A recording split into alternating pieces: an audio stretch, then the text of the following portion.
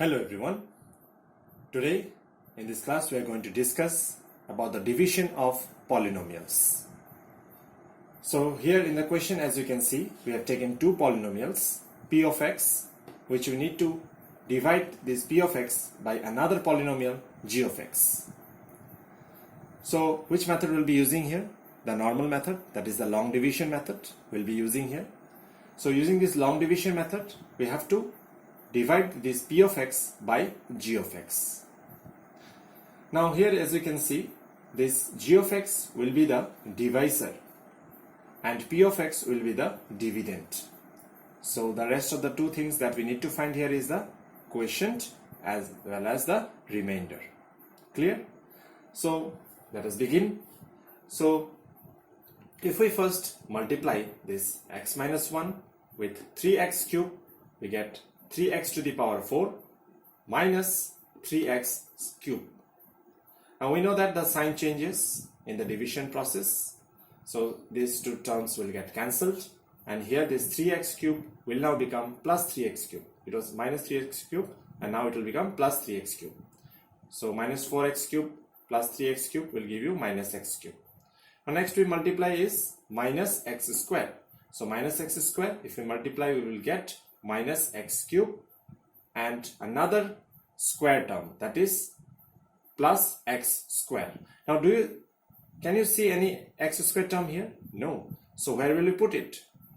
Yes, for this purpose what we do is that these other terms of the lower degree, we will shift it to the right, means giving some space for this x square term to sit, or you can say put it in that division. So here now we'll put the x square term as it is. Next we will now multiply with minus x. After bringing it down, the whole thing, now we'll multiply with x. So x into x we will get minus x into x we will get minus x square, and x into minus 1 we will get plus x. Again the sign changes, so we get minus 4x minus 1. Now at last we will multiply with 4, so we will get minus 4x plus 4. After the sign changes, we do all the subtraction thing, and then we get a remainder minus 5. Now there is a relation between the dividend, the quotient, the remainder and the divisor, and the relation is, here you can see, dividend is equal to divisor into quotient plus remainder. Now here the dividend, as I said, was p of x, the divisor was g of x, the quotient what we got just now, and the remainder, as you can see, that is minus 5. So if we multiply this divisor with the quotient and then add the remainder, we will get back the same dividend as you can see here, that is p of x. Clear? So this was all about the division process. Now we can find the remainder by another process that is called through the remainder theorem. But we will come to remainder theorem, or we will discuss in details about the remainder theorem in our next video. But for the time being, how to find the remainder? So the process is written here. For finding the remainder, what we need to do is that we need to find the divisor. We need to find the divisor's 0, or you can say the 0 of the polynomial g of x. That means the divisor. That's why I've written the word here, divisor. Because g of x here is our divisor. So we need to find the 0 of that. And since it is a linear polynomial, we know there will be only one 0. So what will be the 0 of x minus 1? Yes, of course. Here as I have shown, the 0 of x minus 1 is 1. If we equate this g of x to 0, we will get x equals to 1. So this 1 is the 0 of the polynomial g of x. Now next thing what we need to do is that substitute it in p of x. We need to substitute this 0 of g of x in p of x.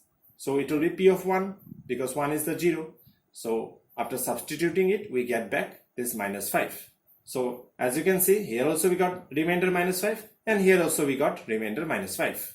So both the methods can be followed for finding out the for finding out the remainder of the polynomial. Clear? Now this method is exclusively called the remainder theorem method, and this is called the long division method. Now in the exam, you may be asked either to find out, say for example, in example 7 it is given, divide, this is the same question as in given in example 7, but here it is given divide this polynomial by this polynomial, then you have to do it by the long division method. And if directly it is asked find the remainder, then you can just use this method for finding out the remainder. Clear? So in the next video we shall discuss the statement as well as the proof of the remainder theorem. So that's it all. That's all for today then. Thank you and have a nice day.